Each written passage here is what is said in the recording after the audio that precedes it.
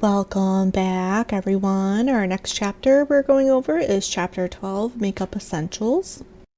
The learning objectives for this chapter is to explain makeup essentials as it relates to an esthetician's skill set, describe the principles of cosmetic color theory, use color theory to choose and coordinate makeup color selection, identify face shapes and proportions for makeup applications, describe the different types of cosmetic and their uses, prepare the makeup station and supplies for clients, follow infection control requirements for makeup services, conduct a thorough makeup consultation with a client, perform makeup application techniques, use highlighting and contouring techniques for balance and proportion, create makeup looks for special occasions, apply makeup for the camera and special events, recognize the benefits of camouflage makeup, demonstrate the application of artificial eyelashes, describe tinting lashes and brows on a makeup client, explain the benefits of permanent makeup application,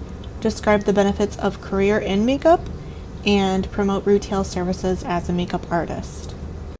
So estheticians, we should have a thorough understanding of makeup because it can add another element of expertise to enhance our reputation, so it can help grow clientele. It can also just increase the menu services and revenues. If you're someone that gets bored doing the same thing over and over, it's a good option to have multiple things you can do.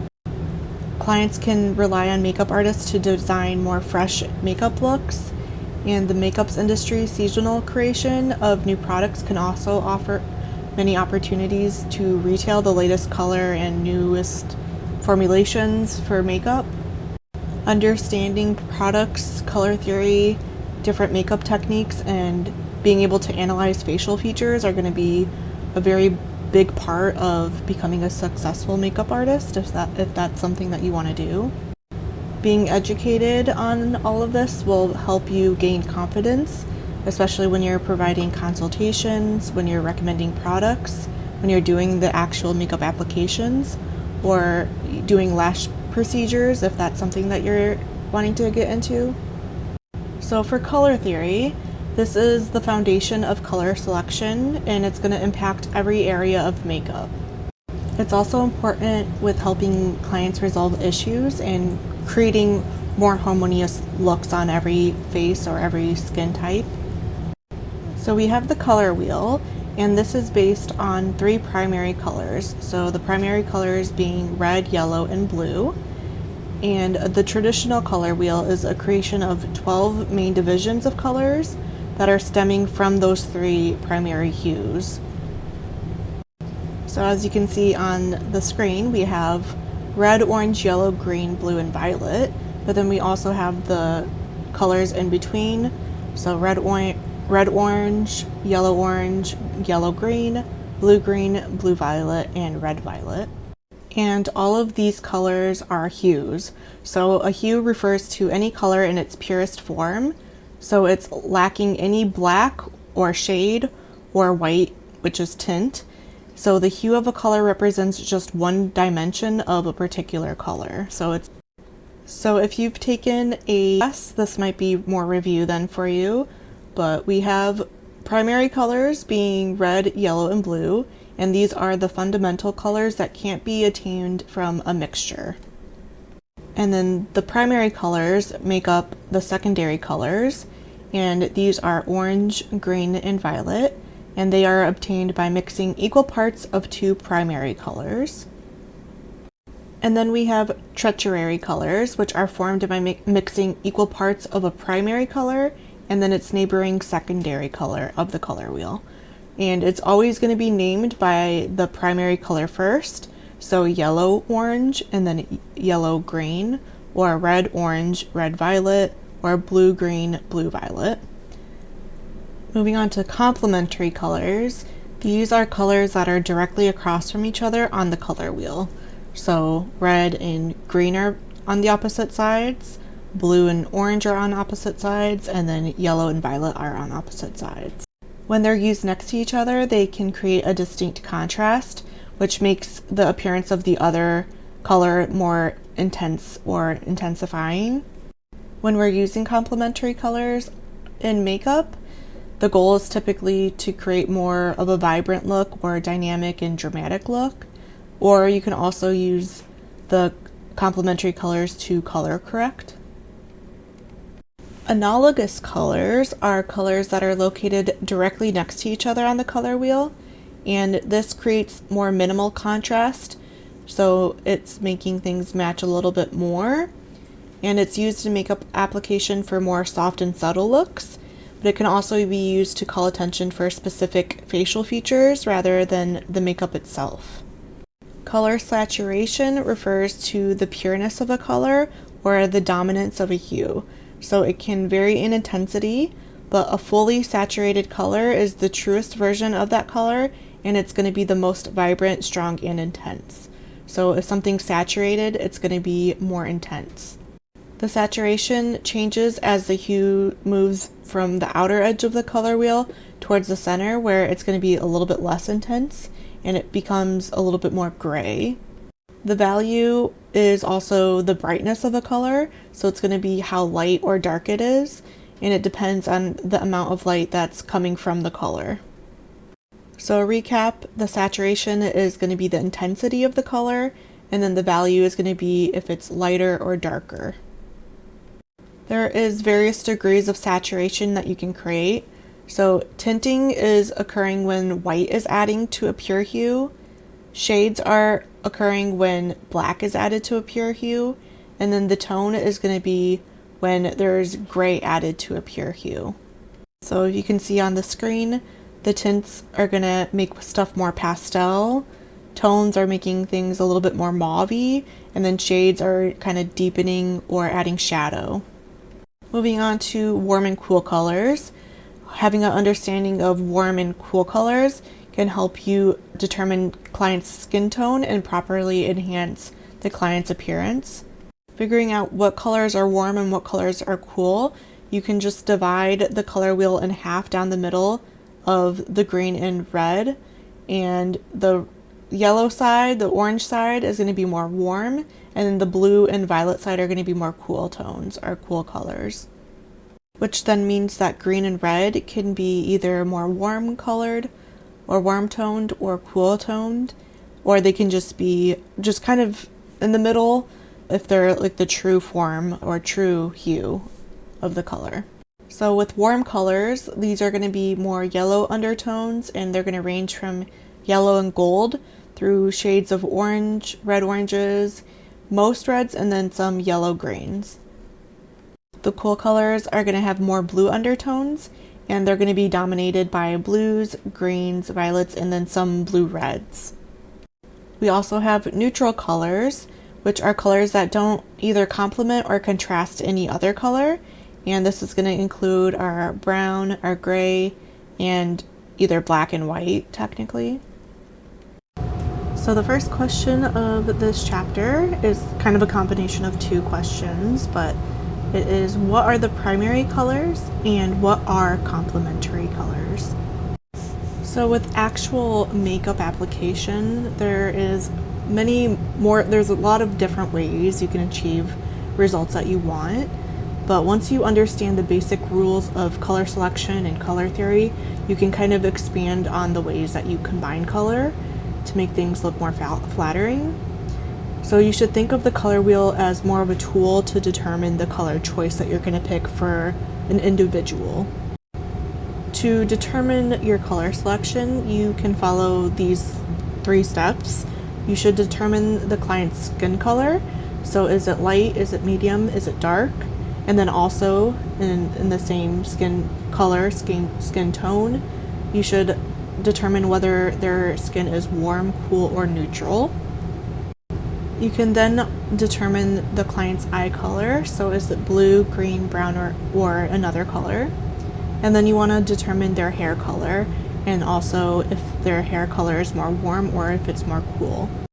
And then after you've determined these 3 things, you can then begin your color selection by either choosing makeup colors based on complementary or contrasting colors, or coordinating cheek and lip colors within the same color family, or making it more monotone, or making it a little bit more natural looking with colors that are more flattering to somebody.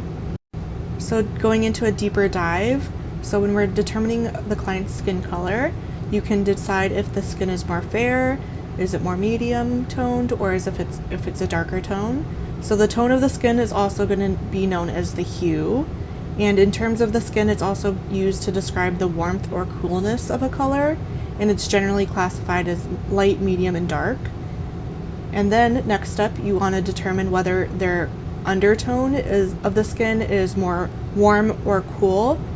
And the three general undertones are going to be cool colors, so more pink, reddish, or blue undertones.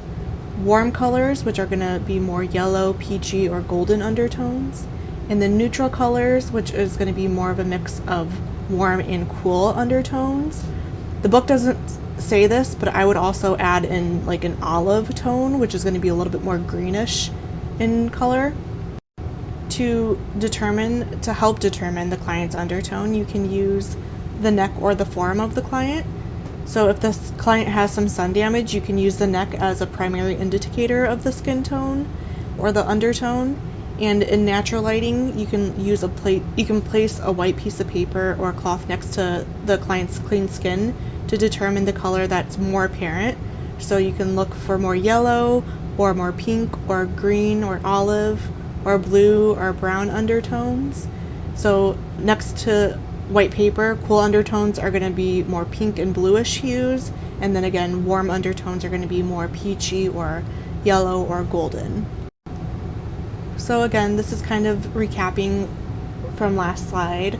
Fair skin is going to be fairer. Cool tones are going to be more pink undertones. Neutral is going to be pink and yellow undertones. Warm is going to be more yellow undertones. And then medium skin tones, it's going to be darker, except in the same thing with cool is pink, neutral is pink and yellow, warm is yellow. And then olive skin tones are typically a little bit more deep, although it is possible to have lighter skin with more of an olive undertone. It's just not as common. But olive skin tones are going to be more neutral, red, and olive undertones. And warm can be, they can still have warm, more olive or greener undertones. And deep and darker skin tones, same thing. Cool is going to be more red undertones. Neutral will have red and yellow undertones typically. And warmer skin types are going to be more yellow undertones.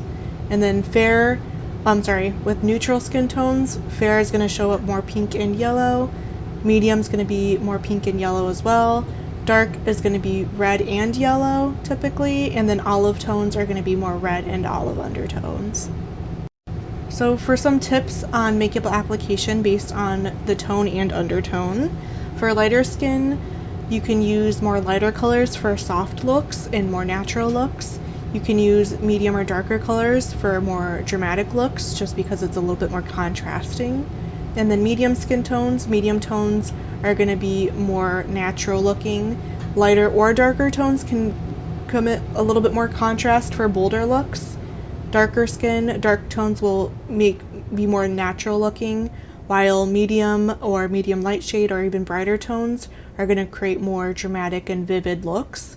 And with neutral skin tones, you should match the foundation color to the color of the skin, or you can also use more corrective techniques with color correcting. So some considerations that you can use to alter the client's skin tone. For example, if someone has more ruddy skin or skin that's unnaturally red, it could be windburned, someone could have rosacea, anything that shows up more pink where it's not like their skin tone, for example. So for foundations, you can use a more yellow base to neutralize redness or a green base to block some redness. So there's primers that you can get that are like more green primers that can help color correct the pinkness or the redness in the skin. And for blush, you should typically avoid red and pink tones and use more like neutral tan shades instead, just to not bring that ruddiness back or make it look more ruddy. And for sallow skin, this is going to be skin that shows up more of like a yellowish hue. Foundation could be more pink-based foundations to help color correct. And you should avoid, or I would say personally, I would say purple is more on the opposite spectrum. So more of like a purple-based like color corrector or primer would be really good for contrasting the yellow. And you should also avoid yellow-based colors for the eyes, cheeks, and lips to avoid bringing out more of that yellowness or that sallowness in their skin. To determine the eye color and the hair color, you can easily categorize into blue, green, brown, and hazel, but there can be some variations. So individual eye color is going to help you as a makeup artist, if you choose to be a makeup artist, to choose eyeshadow colors for your clients. Our neutral tones are going to be the safest choice. They can contain more elements of warm and cool colors, and they're going to complement any skin color, any eye color, or any hair color. And they're typically ranging from taupes to browns and from grays to white and black. You can match the eyeshadow to the client's eye color to make a more monochromatic look and something that's a little bit less contrasting and a little bit more natural looking. Eyeshadows in the complementary colors are going to enhance the eyes a little bit more and make them appear a little bit more vivid. So when we're thinking about eye colors, when we think of blue eyes, if we know where blue is on the color wheel, the opposite of blue is going to be orange. So orange is going to contain the yellow and red. So shadows within that range of orange, yellow, and red are going to make the eyes look a little bit more bluer and bring them out more. You can also use more golder looks or golder tones, some orange browns like peachy and copper colors, red browns like mauves and plums, and neutrals like taupe and caramel colors. So there is a lot of options. You don't have to go straight to orange, but kind of in that ballpark of orange, red, and yellow are going to bring out blue eyes. For green eyes, the complementary color would be red. So red, unfortunately, can make eyes look a little bit more tired or bloodshot.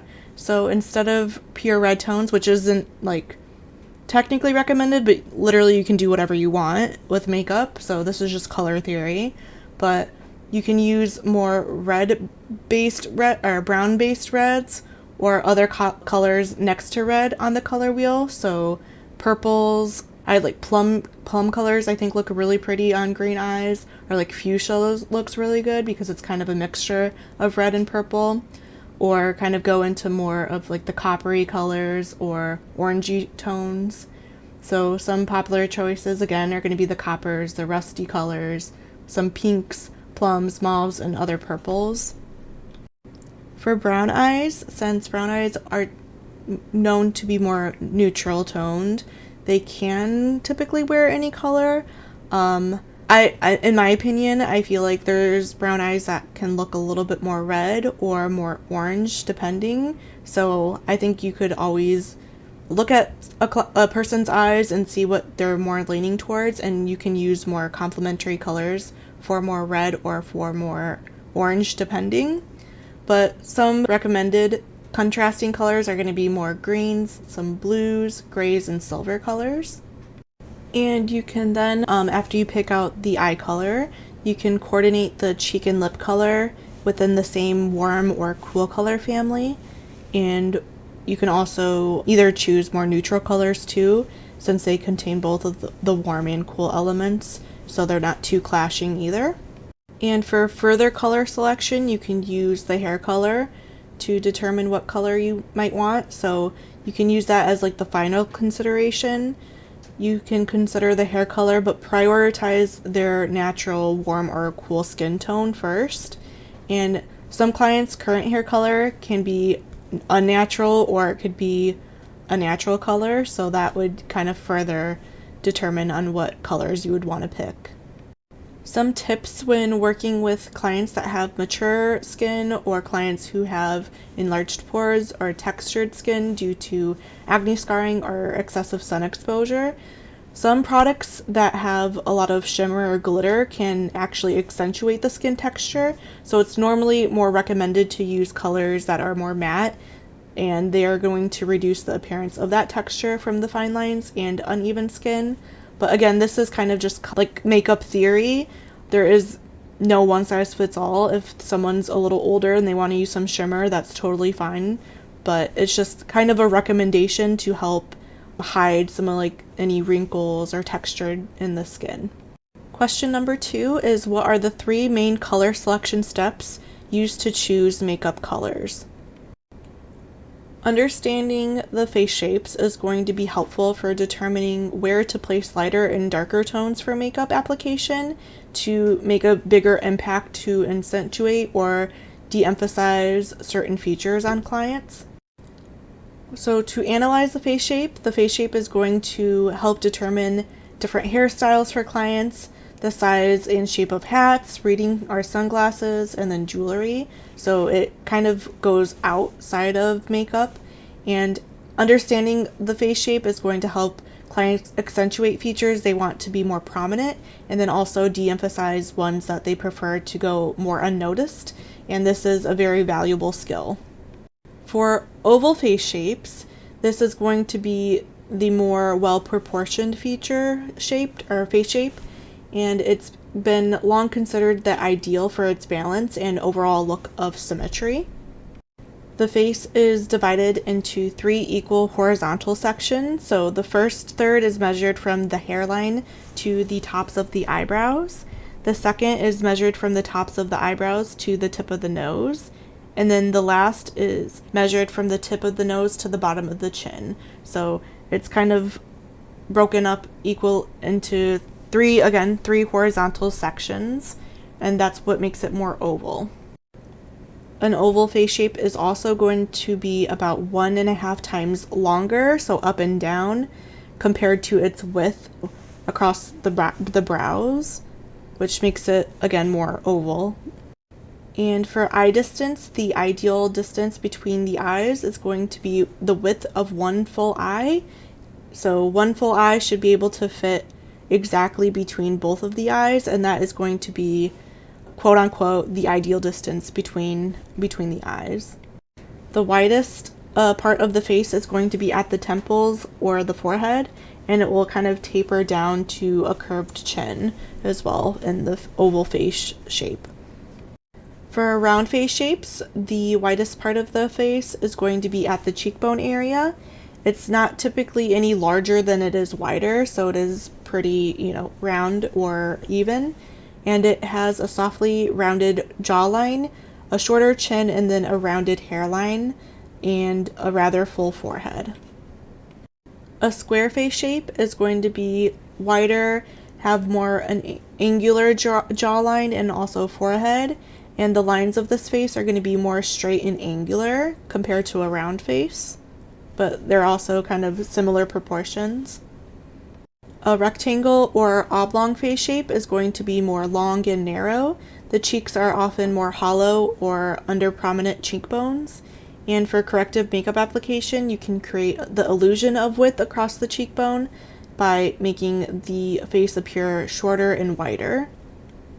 For a triangle or pear-shaped face, the widest part is going to be at the jawline, so it's going to taper up slightly to a narrow cheek, and then reaching the apex at the narrow forehead.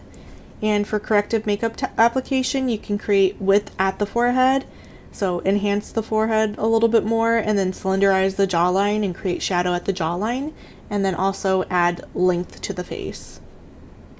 For a heart-shaped face, the widest part is going to be at the temples and the forehead area, and it's going to taper down to a more narrow chin.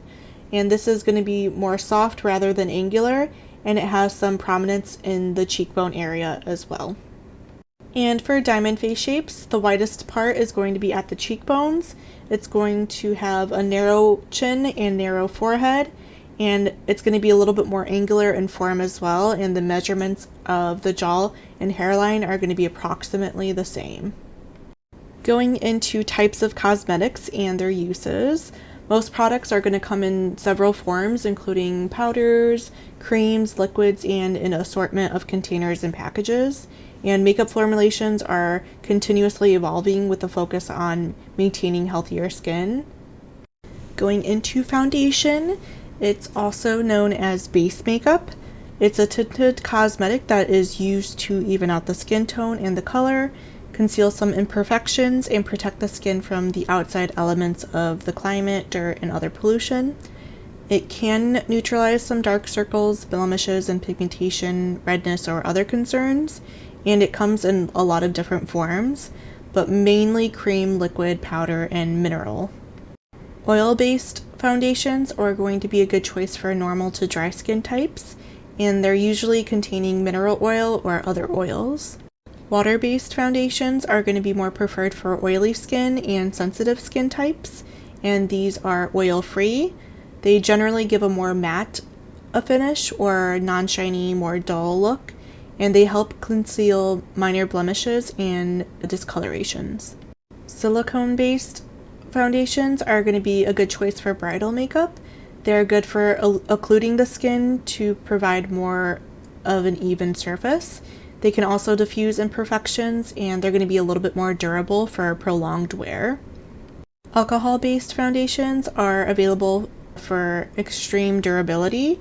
They're popular for special effect artists as well as for temporary tattoos, and these aren't ideal for prolonged wear because it can exacerbate dry skin. Liquid foundations are combinations of organic and inorganic pigments in alcohol and water-based solutions. You can get ones that have a bentonite or a clay-based that's added to help keep the products blended and to absorb excess oil. And these are generally more suited to oily or normal skin, and they're going to give a little bit more medium coverage. Cream foundations are going to be more thicker. They will give more medium to heavier coverage, and they're generally good for dry to normal skin types. Cake makeup or pancake makeup is a heavy cream foundation. It's normally applied to the face with moistened cosmetic sponges, and it's typically used in more theater, film, or extreme coverage scenarios. Grease paint foundations are a heavy cream foundation that's more for theatrical purposes. It's made with alcohols and oils that can be comedogenic, and it's recommended to use a good skincare routine with an effective cleanser to remove all of the grease paint. Powder foundations consist of a powder base mixed with a coloring agent or pigment, and there are cream to powder foundations that are moist on application, but then they dry down to more of a powdery finish. For primers, there are liquids or silicone-based formulas that are designed to go underneath foundations and other products. They can provide a smooth surface for makeup, and they can sometimes keep product off the skin so it's not easily broken down by the skin's natural oils. I know some makeup artists are kind of hit and miss on primers. Some of them say they're not necessary, that the way you prep your skin is going to matter the most, while some may say they're good for maybe filling in some enlarged pores or just to kind of give the skin a little bit more evenness before you add on top of foundation. Mineral makeup is composed of minerals and other ingredients. It's more designed to be healthy for the skin, and it's considered more non-comedogenic and natural rather than liquid foundations. And if it's applied lightly, it can refract light from lines and creases and minimize imperfections. It's also more popular to use as camouflage makeup after someone's had surgery, and some formulas tend to be shiny and can be too dry for mature clients. And if it's applied too heavily, it can also sit in some wrinkles and make them more noticeable. Concealer is used to cover blemishes and discoloration. It can be applied before or after foundation. It's available in pop formulas, pencils, wands, or stick, and it's available in a wide range of colors to coordinate or match skin tones. And it, depending on the formulation, it can also contain moisturizers, or it can help control oil. For face powder, it is used typically to add a more matte finish to the face. It can help enhance the skin's natural color. It can also be helped to conceal minor blemishes and discoloration. It can also diminish excessive color and shine on the skin. And face powders are going to be used to set foundations typically. The most common forms that you'll find are loose powders and pressed powders, and they consist of a powder base mixed with other coloring agents or pigments. Blush, which is one of my favorite makeup items, is cheek color, and it comes available in cream form, liquid, dry or pressed form, or loose powdered form, and it gives the face a more natural looking glow, and it can help create a facial balance on the skin. The types of blush available are powdered blush, so this is going to be the most common, and it consists of ingredients like powders with colorants added. Cream or gel forms are going to resemble more of like a cream foundation, and it's generally preferred for more dry and normal skin. And cream and liquid blush fall into two categories. There can be oil-based or emulsions. Oil-based formulations are going to be combinations of pigments in an oil or fat base, and they're going to create a more water-resistant product. Highlighters are going to be lighter than the skin tone.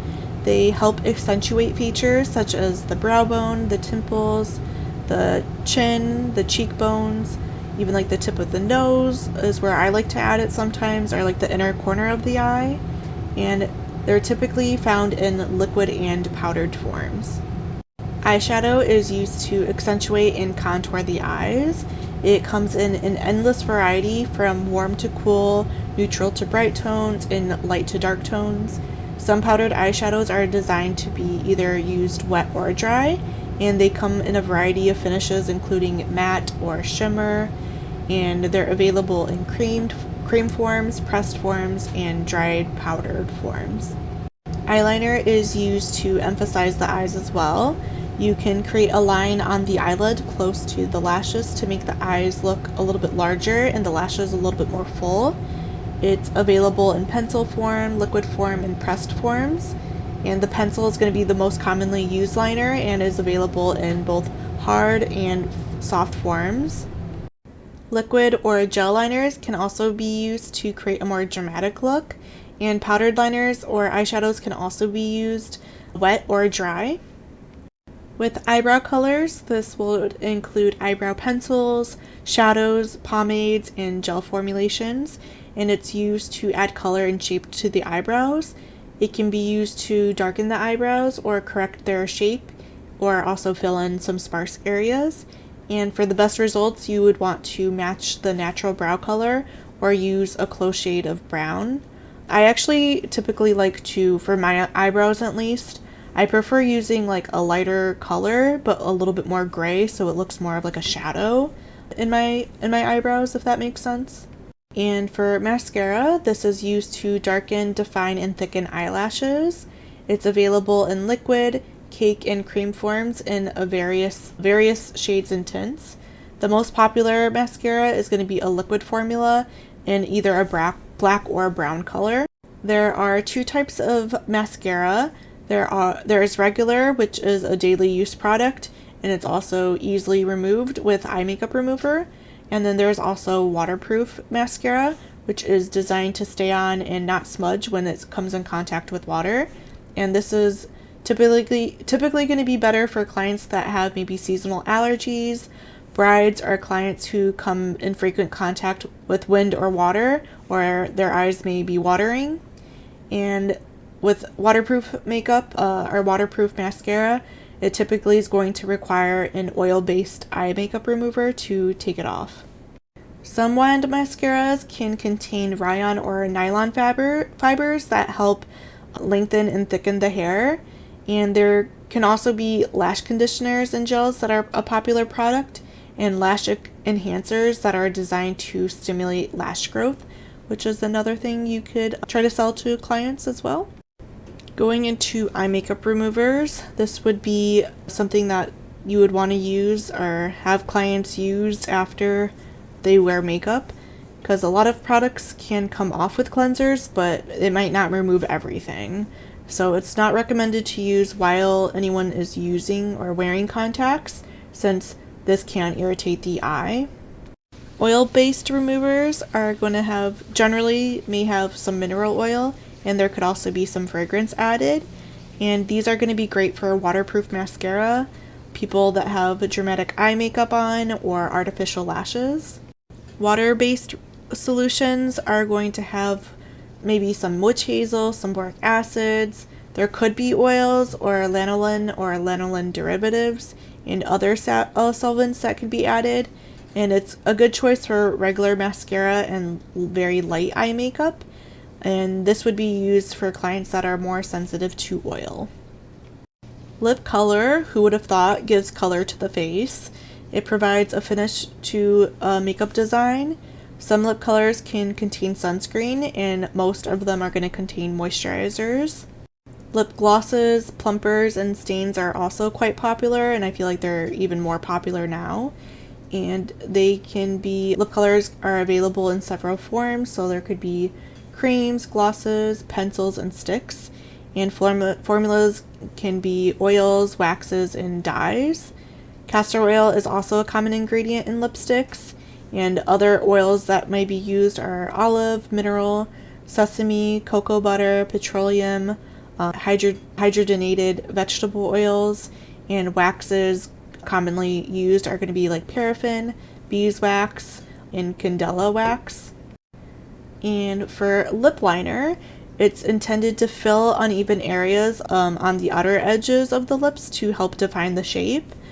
You can outline the lips and keep the lipstick inside the lip area to prevent color from bleeding, or the lip color from bleeding. And consistencies will vary from firm to more waxy pencil to a softer or cream pencil. So some supplies and accessories that you might need if you wanted to become a makeup artist. Sponges, which any of this stuff you would want disposable stuff, because it would be a one-time use for anything that touches the client, you would have to dispose of it. So sponges, which would be used to blend foundations, concealers, and powders. You can get them in wedges, or egg-shaped sponges known as beauty blenders are going to be the more popular choices. You would want some spatulas to help remove products such as concealers or lipstick from jars and containers to prevent cross-contamination, because you would not want to double dip.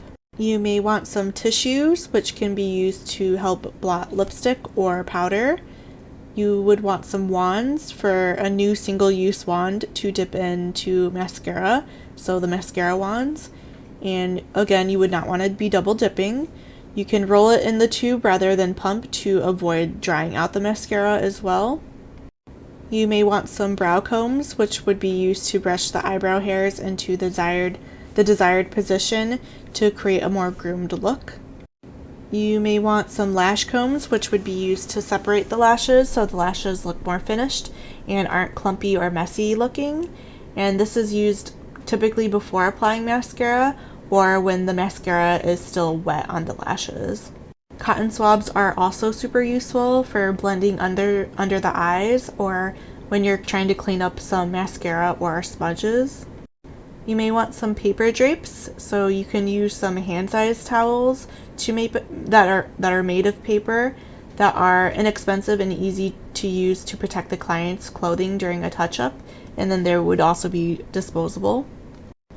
For cleaning agents, you would want a brush cleaner to clean your brushes, and you can use some hand sanitizer to clean in your hands if soap and water is not available.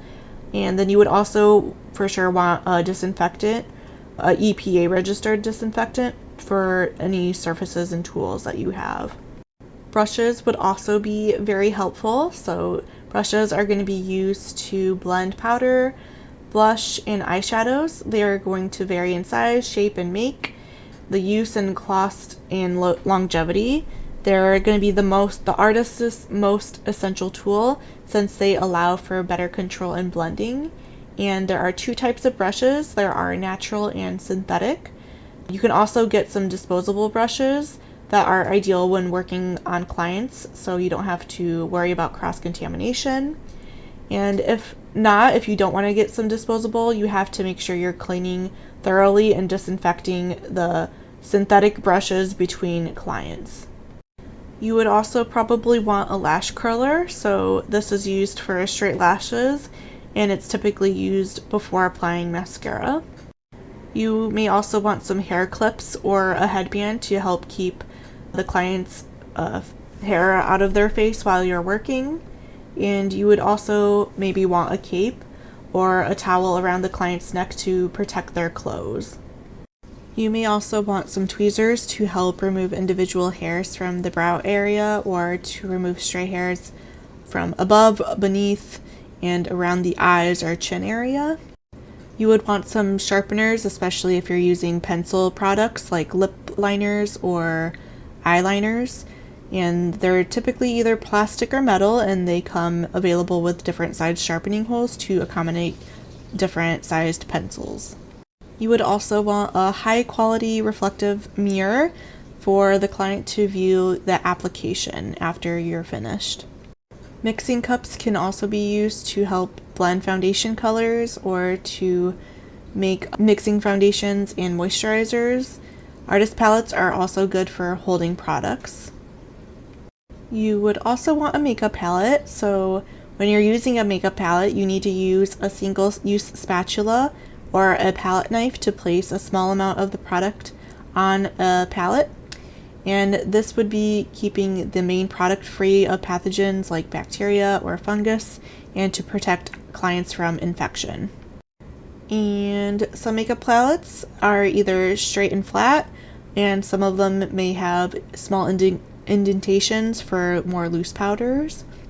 And depending on the state, they would require a palette, so you would have to check with the state board, which I'm not sure if Illinois does or not about that. I don't know. So going in more depth about makeup brushes. Makeup brushes are made of 3 parts. So there is the hair, which is the bristles, there is the handle, and the ferrule, which is going to be the more metal part that holds the brushes intact and where the glue is holding the hair or the bristles. You can test the hair for softness and the bristles for shedding by running the brush against your hand. Brush hairs are either synthetic or they are natural animal hair.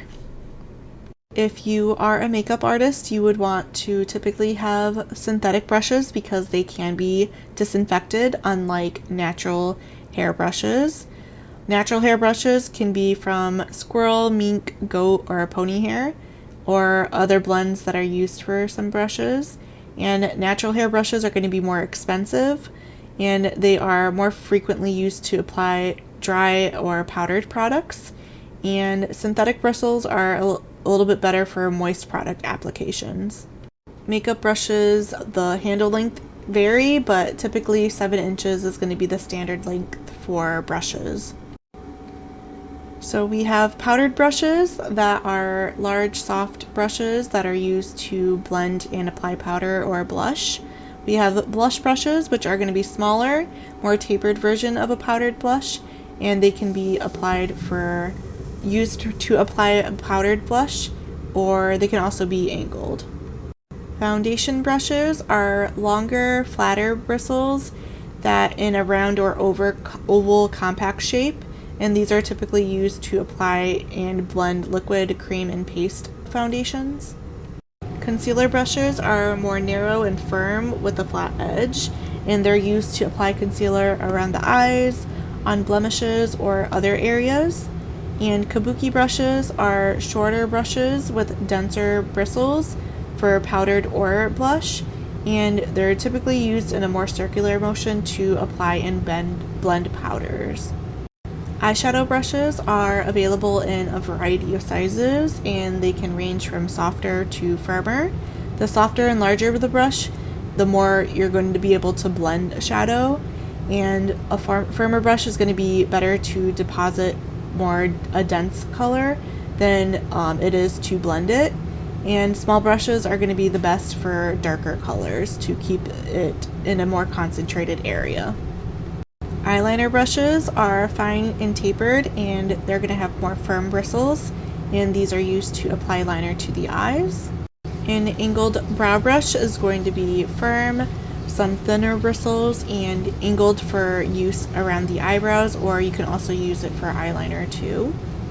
The lash and brow brush, there's typically a comb side, which is used to remove excessive mascara on the lashes, and there's typically a brush side that can be used for brows. And metal lash combs are going to be also available, and plastic can be ideal because they are more disposable too.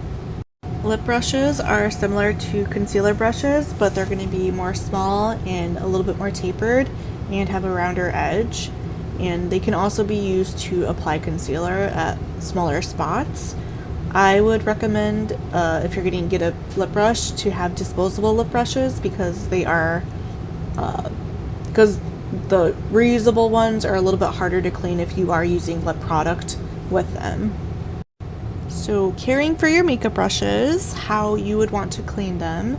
You should use a commercial cleaner that can be used for a quick cleaning, although the spray-on instant sanitizers have a high level of alcohol and can dry brushes over time. A gentle shampoo, liquid soap, or brush solvent is more recommended to use, and brushes should always be put into running water or in still water with the ferrule pointing downwards to avoid water removing the glue that's holding the bristles in place. You would also then want to rinse after cleaning to avoid pulling on any of the bristles and to reshape and let them lay flat to dry. To disinfect, brushes that are cleaned need to be disinfected properly after each client with a liquid soap and then an EPA registered disinfectant.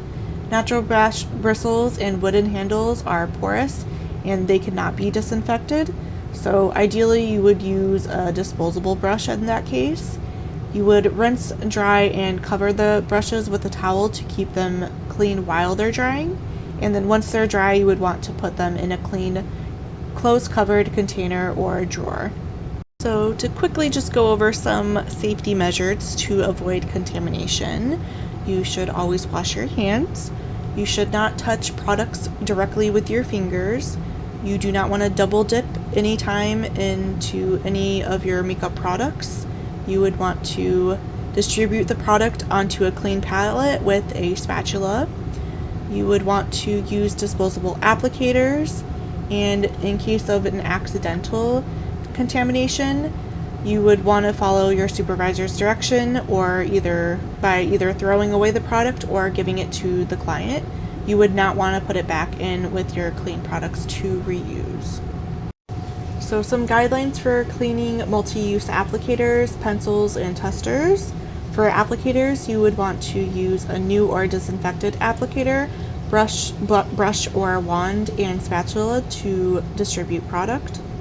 For pencils, you would need to sharpen pencils and wipe them down with a tissue, and if they cannot be sharpened, they cannot be cleaned, so you would not be able to use them. And then you would also want to regularly clean your pencil sharpener to make sure that that is cleaned before you go into and resharpen anything else. For makeup testers, you would want to keep testers in a clean retail area, and to avoid contamination, you would want to help clients who are using the testers to make sure that they're using them right. And for palettes and other supplies, you would need to clean and disinfect the artist trays, palettes, brushes, sharpeners, and foundation mixing cups after each use. For question number 3, we want to list at least 5 safety measures that should be followed when applying makeup to avoid product contamination. For a makeup consultation with a client, you can help your client fill out a client questionnaire to help you understand their needs. Some common questions could be, what are some of your needs and expectations today? You would want to know how much time they spend applying makeup. You would want to ask them any areas of concern they would like you to focus on. You may want to ask what their favorite colors are, and then maybe also if they have any makeup issues, do they have allergies or irritations?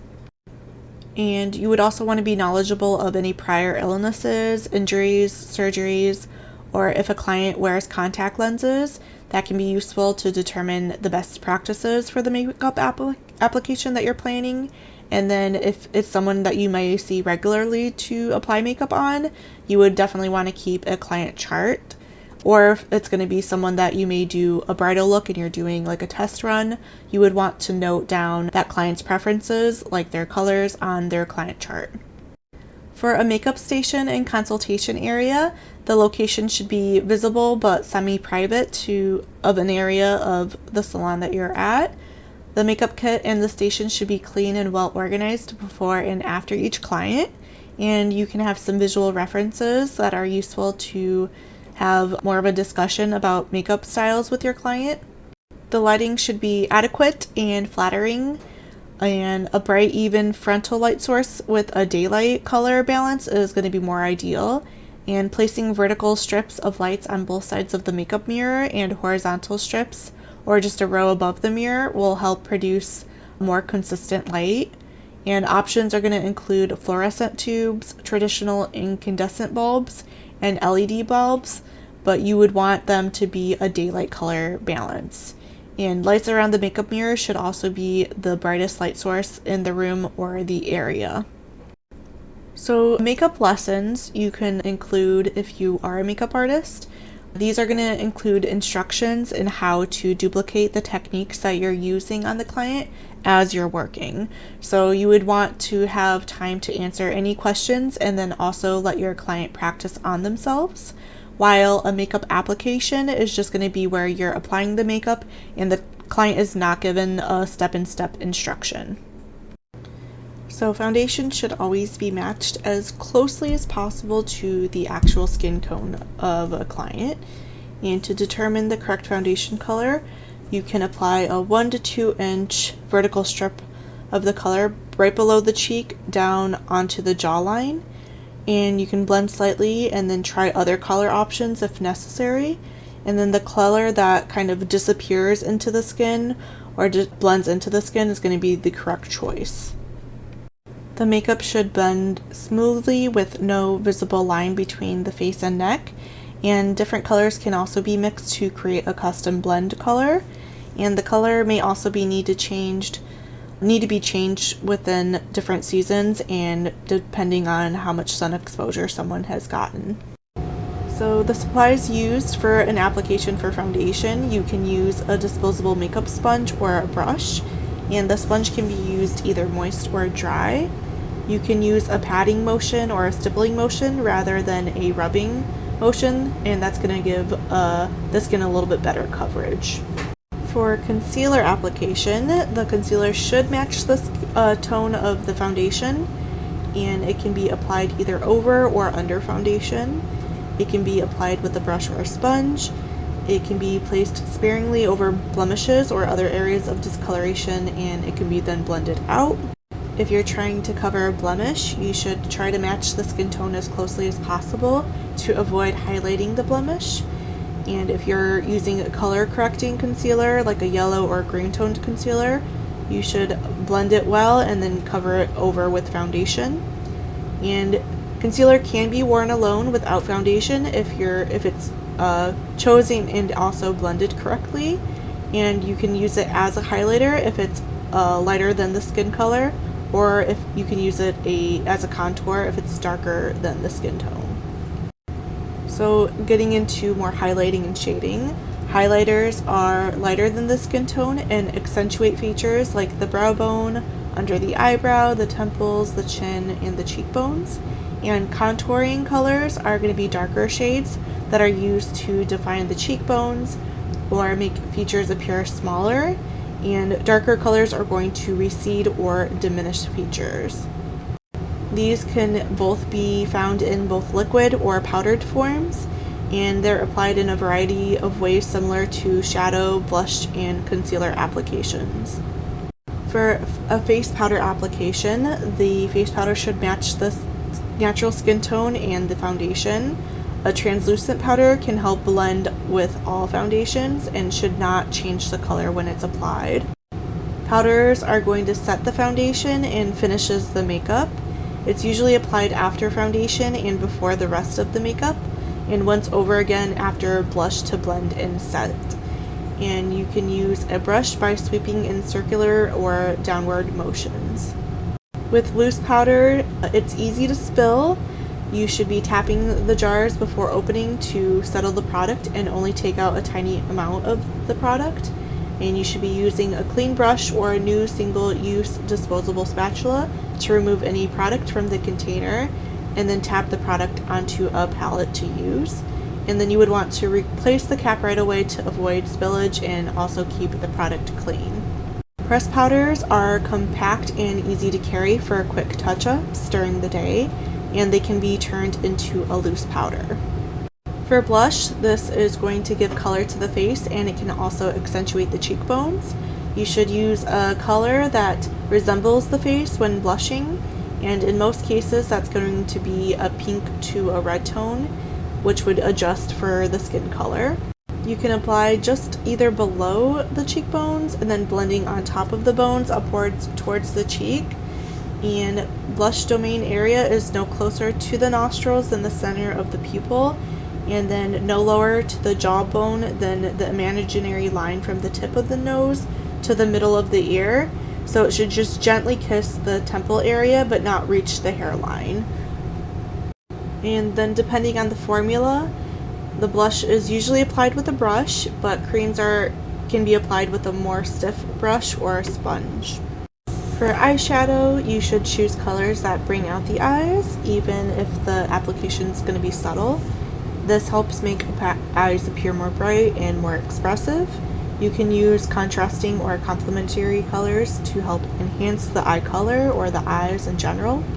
Generally, a darker shade of eyeshadow is going to make the eye color of the eye appear a little bit lighter, while a lighter shade is going to make the iris appear more deeper. And then the only set of rules really is colors should enhance the client's eyes and the color choices should be flattering. And then blending is also super important and is typically the key, especially when you're using darker colors.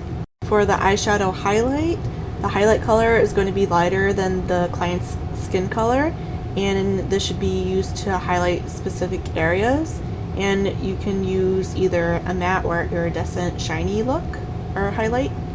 The base color is going to be generally a medium tone that's close to the client's skin color, and this should be used to even out the skin tone on the eye, and it's also often applied all over the lid to the brow bone.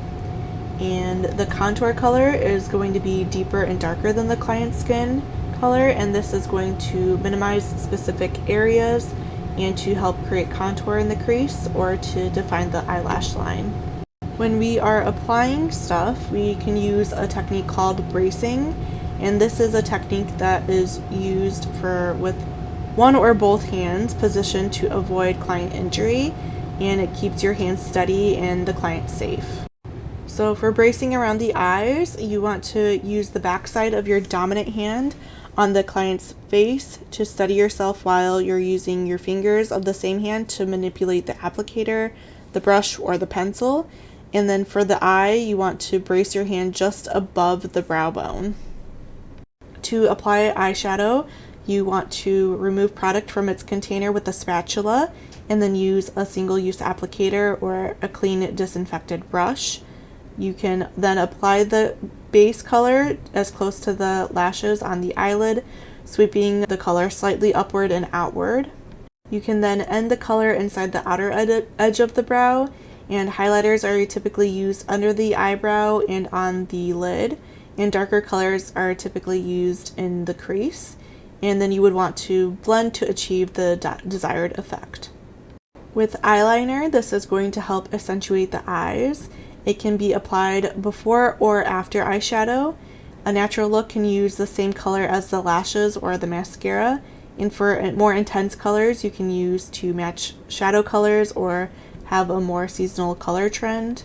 And these eyeliners can be available in pencils, gels, or liquids. You can also alternatively use eyeshadow that is dry or wet, and it's typically applied to the top and bottom edge of the eye, on the outside of the lashes, and not in the inner part of the eye. And applying it on the inner mucous membrane can also lead to infection, so you want to kind of avoid that area. You need to be cautious when you're applying, and you want to brace your hand when you are applying eyeliner, and you can apply it in short, even strokes with a very gentle pressure. And the most common placement is going to be close to the lash line, and it may be helpful to gently pull the skin taut to ensure a more smooth application. And then again, you would need to sharpen the pencil and wipe it off with a clean tissue before and after each use. And you want to remember to clean and disinfect the sharpener after each use as well. For a makeup application, you need to use a single-use wand into clean tubes of mascara and apply it from the base to the tips. You should brace the hand lightly on the face, which allows for more control. The lower and upper lashes can be coated first. You should have the client look up at the ceiling to apply the mascara to the lower lashes. You can let the mascara sit for a few seconds before applying to the upper lashes. And for more coverage, you can use a side-to-side motion with the wand when you're applying it. You can also use the end of the wand to apply more mascara to the tips. And you should dispose each wand and never double dip. So if you have to get more mascara, you would have to get a new wand. And the brush, you can brush the lash with the lash separator before the mascara dries to avoid any clumps. And you can apply the mascara as the final step after any powders. And you can also use a lash curler before you apply the mascara if their eyelashes are a little bit more straight.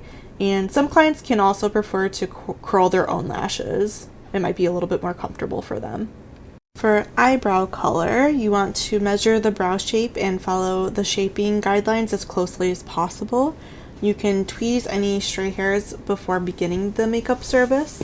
And to color the brows in, you should use a sweeping motion to follow the pattern of the hair.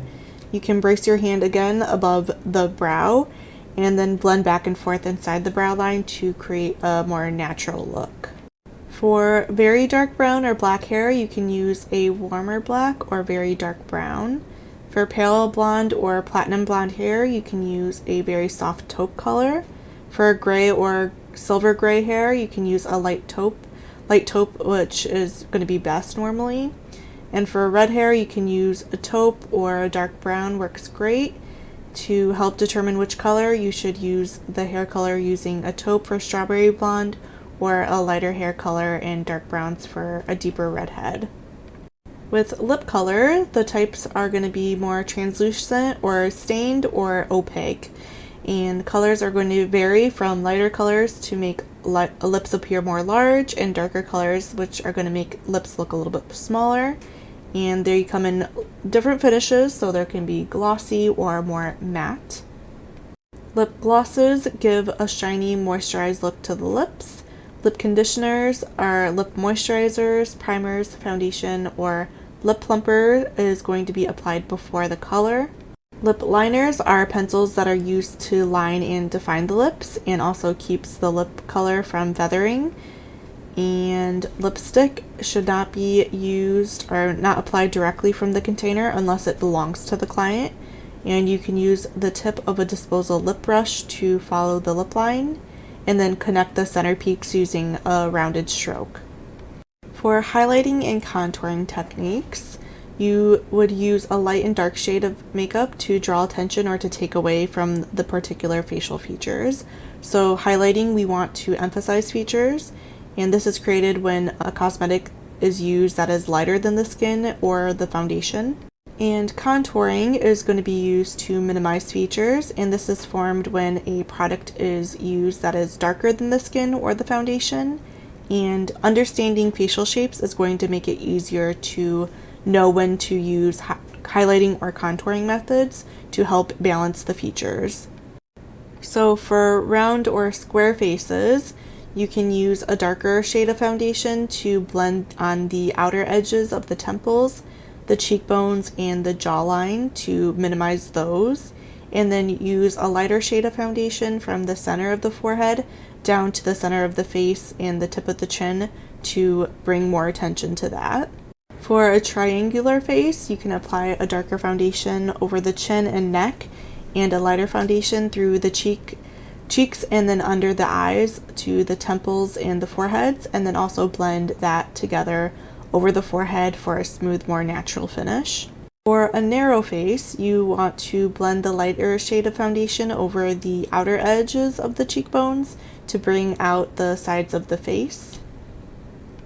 For a wider jaw, you can apply a darker foundation below the cheekbones and along the jawline and then blend that into the neck.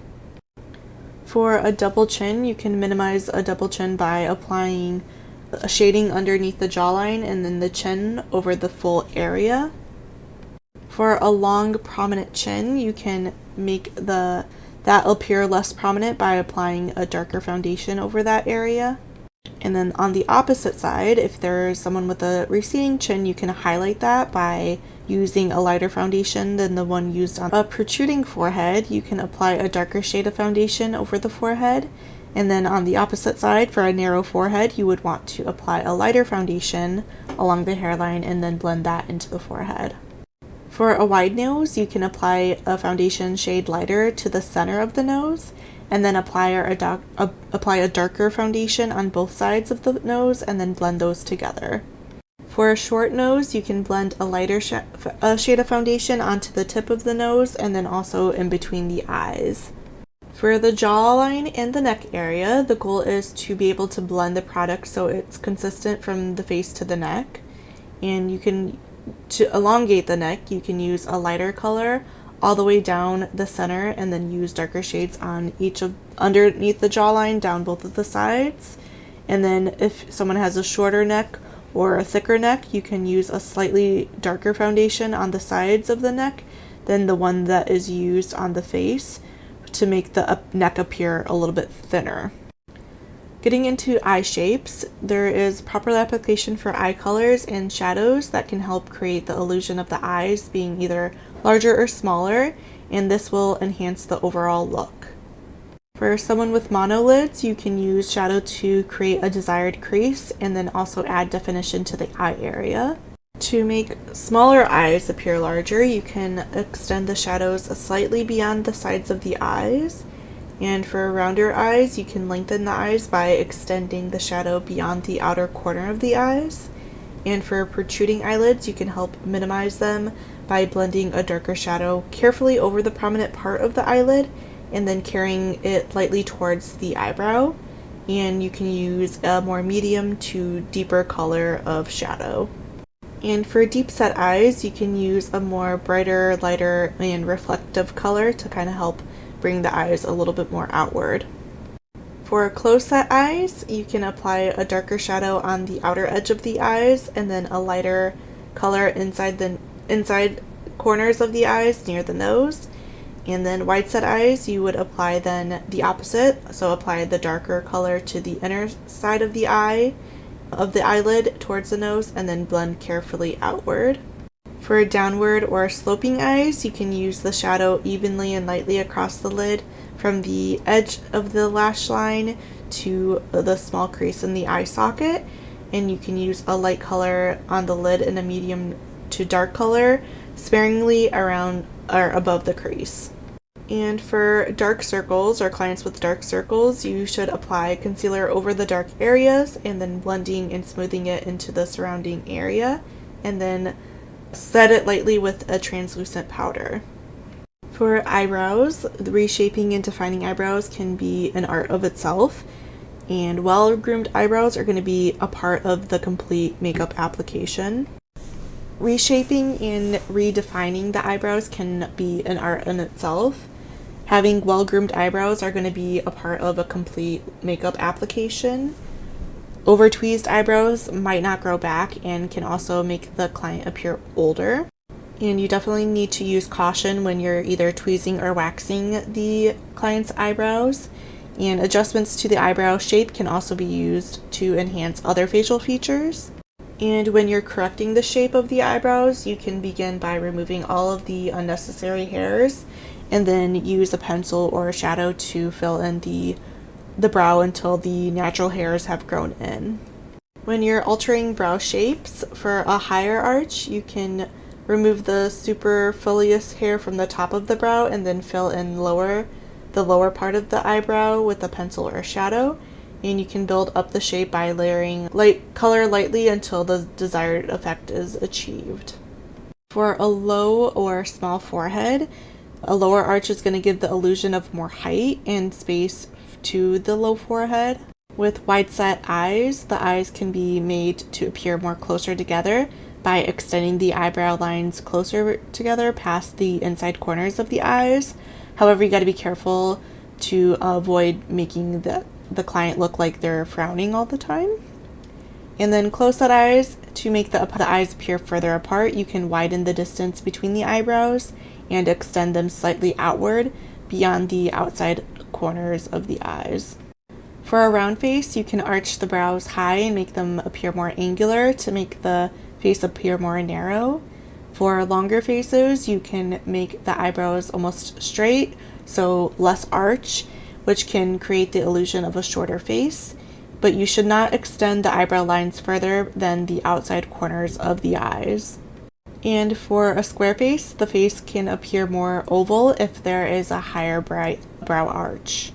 For the ideal brow shape, it can be measured by using 3 lines. So the first line is going to be vertical, and that's going to be from the widest side of the nose to the inner corner of the eye upward, and then that is where the eyebrow should begin. So for wider nostrils, you can rest the applicator just above the nostril. The second line is going to be from the outer corner of the nose to the outside corner of the eye, and that should be where the eyebrow should end. And then the third line is going to be vertical from the outer circle of the iris, and it would be upward to the highest point of the brow arch. And the client should be looking straight ahead of you as you determine that line specifically.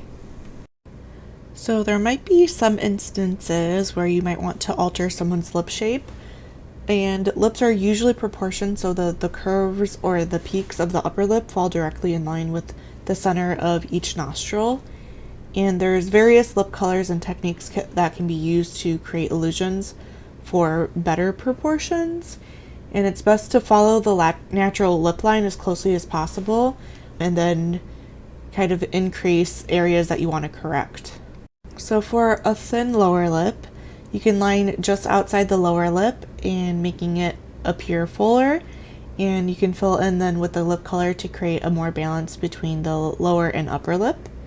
For a thin upper lip, you can use liner to outline the upper lip and then fill in with the lip color to balance it out with the lower lip.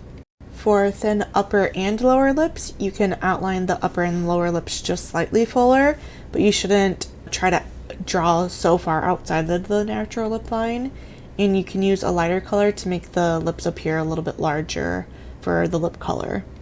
For a cupid bow or a pointed upper lip, you can soften the peaks of the upper lip or use a medium color liner to draw a softer curve inside of the point, and then you can extend the line to the desired shape and then fill that in with all of the lip color. For large, fuller lips, if you wanted to make them appear smaller, you could draw a thin line just inside the natural lip line, use soft and a flat lipstick color that will attract less attention, more so than like a shimmery or a glossy lip color. For small mouth and lips, you can outline both the upper and lower lips and then fill the lips in with a soft or shimmery color to make them appear larger. For downturned corner lips, you can line the lips to build up the corners of the mouth, and that will minimize the drooping appearance, and then you would again fill in the lips with a softer color. For asymmetrical lips, you would just outline the upper and lower lips with a soft color to create the illusion of a matching proportion. For straight upper lips, you can use a liner to create a slight dip in the center of the upper lip and then directly beneath the nostrils, and then fill that in with a flattering color. For fine lines around the lips, you can outline the lips with a long-lasting lip pencil and then fill it in with a product formulated to keep the lip color from rounding into the fine lines.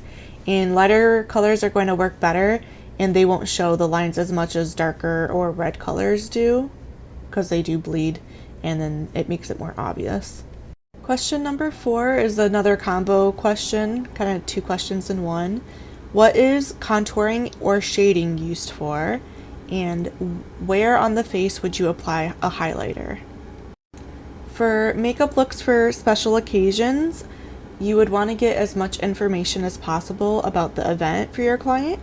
So identify whether the event is a daytime event, evening, or outdoor event will help also determine the lighting conditions and then what style of makeup is appropriate for your client. Events are also a good opportunity for clients to purchase makeup that they might want to have on hand, or it's also a great opportunity for cross promotion, especially if you're working in a salon or spa setting. So getting into bridal makeup. Bridal makeup is very highly sought after. It can be booked months in advance. Typically, there would be a consultation or a dry run that's recommended to help establish both the desired look and then the timeline for the day of the event.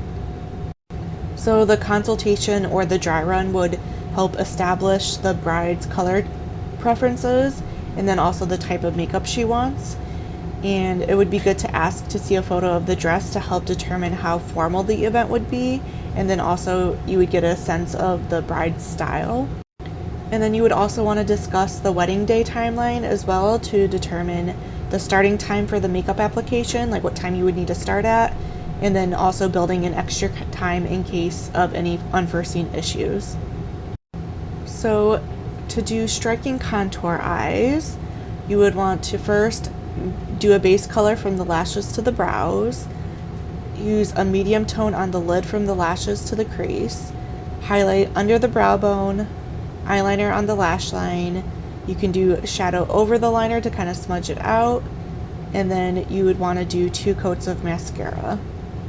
For dramatic smoky eyes, you can start with a dark color near the lash line and smudge that out. Use a dark shadow from the upper lash line to the crease and blend that out in a wedge shaped, and use shadow over the liner. You can add some highlight, use 2 or 3 coats of mascara to really emphasize the lashes, and then you would want to probably add some false eyelashes to really balance the eye look. With photography and video applications, because of the introduction to high definition cameras, imperfections in the skin and makeup are much more visible on screen now. The combination of high definition and then also bright lighting can also dilute the look of makeup, but that does not mean you have to apply more makeup. You can just adjust the darkness of the brows and then choose slightly more intense colors, and that works very well. Also, airbrushing coverage is more seamless and then can be used more effectively on the face and the body. So high definition makeup is designed to be invisible to high definition cameras. It's formulated with superfine microparticles that blend better into the skin to provide a flawless complexion. The photochromatic pigments react with all types of lighting so the skin looks natural and flawless, and then the optical correctors and liquid crystal pigments reflect both natural and artificial lights. And high definition primers, foundations, and powders are going to help diffuse pores and then also smooth out the skin tone. Which comes into airbrush makeup. So airbrush makeup is sprayed on, and techniques include both freehand and stencil. The benefits of airbrush makeup is that it's hygienic, long-lasting, friction and water resistant, and it's simple to remove. It's more efficient and faster to apply than traditional makeup, and it's lightweight, natural, and it creates a flawless look. Airbrush makeup is used for face and body art, washable tattoos, and artificial tans. With a makeup application, it's used in foundations, for shading and highlighting, and then also the use of stencils. It can also be used for hair and nail art application, so for hair adornments, coloration, and then also scalp covering. Overall, airbrush makeup is popular for photography, film, theater, fantasy, and also bridal makeup. With camouflage makeup, it's an important skill set for working with post-operative patients or persons with congenital effects or scarring, or also people that have experienced illness or injury. It's typically done in a doctor's office, a hospital, or a cancer center. Advanced training would typically also be required to learn specific contraindications related to working with the needs of these types of clients. And this is a very rewarding career for those that are interested in this more advanced training. Going on to lashes. So artificial lashes are an easy way to add length, thickness, and drama to any makeup application. It may require extra time as well as the cost of the set of lashes. For the types of lashes, they are available in a variety of sizes and colors. They can be made from human hair, animal hair, or synthetic fibers, and they're available in natural colors as well as different bright and trendy colors. Band lashes are also known as strip lashes, and these are when the eyelash hair is on a strip that is applied with the adhesive to the natural lash line. Tabs are small clusters of 3 or 4 lashes that are on one point of attachment, and individual lashes are separate artificial lashes that are applied on top of the upper lashes one at a time, and these are not to be confused with the synthetic eyelash extensions that can last up to 2 months. And individual eyelashes attach directly to a client's own lash at the base, and this can also be sometimes referred to as eye tabbing. Lash adhesive is used to make artificial lashes adhere to the natural lash line. Some clients can be allergic to adhesive, so when you're in doubt, you should give the client an allergy patch test, and this test can be done in one of 2 ways. You can put a drop of adhesive behind one ear or in the crook of the elbow or behind the knee. You can also attach a single individual eyelash to the base of the eyelash, and you would not want to attach it to the skin. But in either case, if there is no reaction within 24 hours, you can then proceed with the full application. Due to the sensitivity of the eye area and the importance of healthy eyes, there are situations which eyelash extension should not be applied, so these are some contraindications. If someone is pregnant, if they have eye irritations, eye infections, eye allergies, chronic inflammation of the eyelid, glaucoma, excessive tears, if they're undergoing chemotherapy, if they have thyroid problems that affect lash growth or hair loss, or if they have asthma, they can be sensitive to the adhesive odor. When you go to remove artificial eyelashes, you should use eye pads saturated with an oil-based eye makeup remover that's formulated to remove waterproof mascara. You can also soften the lash base by applying a face cloth or a cotton pad that's saturated with warm water and a gentle face cleanser. You should hold the cloth over the eyes for a few seconds, and then starting from the outer corner, remove the lashes carefully to avoid pulling the client's their own eyelashes. And then you can use a wet cotton pad or swabs to remove any makeup and adhesive remaining on the eyelid. For tinting lashes and brows, this is used to darken lashes and brows. The tint is effective for those who have enough hair to darken. The tinting is a quick procedure, and it can be great as an add-on service to a facial or a waxing. The application must be precisely placed inside the brow shape, and it's important to keep the tint off of the skin unless it's otherwise requested. With lash extensions, this is when a single synthetic or natural hair is applied one by one to a client's natural lashes with special adhesive. You would use fine-tipped forceps or tweezers that are used to apply the lash extensions individually. It can take up to 2 hours for a full set. The bond will last for the full life cycle of the natural lash, which is about 2 months. Touch-ups would be necessary because as the hair grows, their whole hair growth cycle, lashes would fall out. And for extensions to last, makeup application and cleansing should be gentle. You would want to research on quality of the adhesive and its safety as recommended. And then advanced training would be necessary for this specific procedure. Lash perming is a process of chemically curling lashes.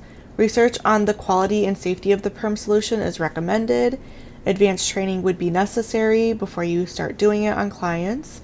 and you should always check with your regulatory agency about the legalities of performing lash services. In Illinois, we can do these if you are certified or if you're trained in it. Question number 5 is, how long do lash extensions last, and how best can they be applied so that they will last as long as possible? Permanent makeup is a cosmetic implantation technique that deposits colored pigment into the upper reticular layer of the dermis, which is similar to tattooing.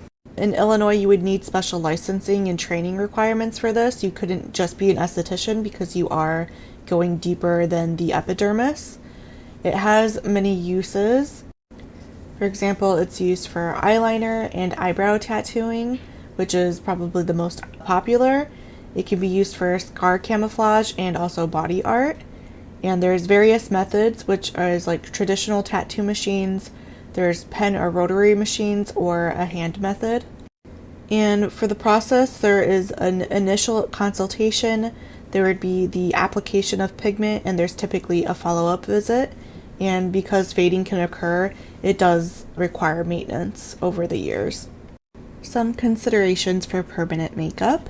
The initial procedure typically takes approximately 1 to 2.5 hours. Touch-up procedures don't usually require as much time. Clients can experience some discomfort, bleeding, bruising, and generally some swelling and tenderness. And while the brows may show a little after effect, eyeliner and lips may show up more, and then the edema or inflammation can last from 2 to 72 hours. And then the color is going to be much darker for the first 6 to 10 days. So if you're considering a career in makeup, there are many opportunities available. You can work in a clinical office for film and video, theater, fashion, a spa, or a salon. Commercial photographers often work with freelance makeup artists, and in fashion photography, a makeup artist works exclusively with the models. And in television, theaters, movies, and fashion shows, it's highly competitive, and it may need a apprenticeship and acceptance into a union. You could also get into mortuary science, which training would include the study of restorative art. So mortuary science being the preparation of the deceased. And it's important to keep up with current styles and sell yourself and present yourself well when you are working for a career in makeup. With freelance makeup artistry, services provide outside of a salon for photography, video, and events. Film studios, theater productions, fashion shows, and special events all require an on-location makeup artist. It can be exciting and fast-paced part of the makeup business, and it can be challenging to work on location because you do have to be very flexible, quick, and organized to keep up with the crew and the schedule. When you're marketing freelance makeup services, you should create a social media account that is specifically used for freelance makeup work, and that is separate from your personal account. You should get written permission from clients or models to use their image for marketing. You can tell everyone you know that you are a freelance makeup artist, and you can call photographers and production companies in the area to build some relationships. For some makeup marketing tips, you can promote makeup services to facial clients, offer free consultations, visit and hand out your business cards and brochures to photographers, bridal shops, TV studios, and ad agencies. And you would want to establish a relationship with maybe your physician's offices, so a dermatologist or a cosmetic surgery office. And you can create a quality portfolio to share with any potential clients. And it's worth having a professional photo session to create your portfolio if you're going to attend bridal fairs and place ads in bridal publications. Market yourself at event locations and venues where large functions are held. Think of other retail stores and locations where you could offer free consultations, and take advantage of all social network, media, and internet marketing avenues. If you are going to be a freelance makeup artist, you would want a on-location makeup kit. So you should use a sturdy case that has compartments to keep tools and makeup safe during travel. You should have makeup in a variety of shades, formulas, and finishes. So especially with the foundations and powders, but also eyeshadows, eyeliners, brow pencils, makeup pencil sharpeners, regular and waterproof mascara in black and brown, cheek colors, lip pencils, lip pencil sharpeners, lipsticks, lip glosses, and a clear lip moisturizer. You would also want a professional set of makeup brushes with extra brushes and a brush cleaner. You may want a set of disposable single-use brushes, applicators, sponges, tissues, and cotton swabs. And then you would also want some makeup remover wipes and eye makeup remover. And there is a laundry list of other supplies that you might want. So some hair supplies, so clips, headbands, hairspray, a brush, a comb, and hairpins to keep the hair out of the client's face. You also might want some tweezers, scissors, safety pins, skin oil, hand sanitizer, a mirror, washcloths, drinking straws, and a makeup cape. For artificial lashes, you would also want those, glue, and an eyelash curler. If you're going to be working outdoors, you may want an umbrella for shade, some sunscreen, and water. And as needed, you might want a small portable table, chair, a shower curtain and tape for a privacy screen, some duct tape, lights and lighting, and extension cords, and a multi-outlet power strip. And some other miscellaneous items. You may want some paper towels, tissues, snacks, mints, eye drops, band-aids, artificial tears, some antihistamine spray, an emergency eye wash kit, line trash bin, and the list would go on too. For promoting retail services, retailing cosmetics is a significant part of the business, and it's also an effective way to increase your income. If you're working in a salon, a lot of them will pay you 5 to 10% of every product you retail. Many national brands have programs for professional makeup artists to receive a discount off their retail price as well. And when you're considering a makeup line to retail in your salon or spa, you should choose a line that you like working with and feel comfortable recommending to your clients. You should consider the education and support that that company may offer. You should choose lines that have quality assurance with a stable company that offers products in a wide assortment so you can accommodate all skin tones and ethnicities. You should always let clients know which products you're using during the application so that they can purchase them if they desire. And you should make testers and single-use applicators readily available in an attractive product display to allow clients with the chance to play with the products. So to recap our learning objectives, we explained the makeup essentials as it relates to an esthetician's skill set, describe the principles of cosmetic color theory, use color theory to choose and coordinate makeup color selection, identified face shapes and proportions for the makeup applications, describe the different types of cosmetic and their uses, prepare the makeup station and supplies for clients, follow infection control requirements for makeup services, conduct a thorough makeup consultation with the client, perform a makeup application technique, use highlighting and contouring techniques for balance and proportion, create makeup looks for special occasions, apply makeup for the camera and special events, recognize the benefits of camouflage makeup, demonstrate the application of artificial eyelashes, describe tinting lashes and brows on a makeup client, explain the benefits of permanent makeup application, describe the benefits of a career in makeup, and promote retail services as a makeup artist. And that is going to conclude our Chapter 12 Makeup Essentials video lecture.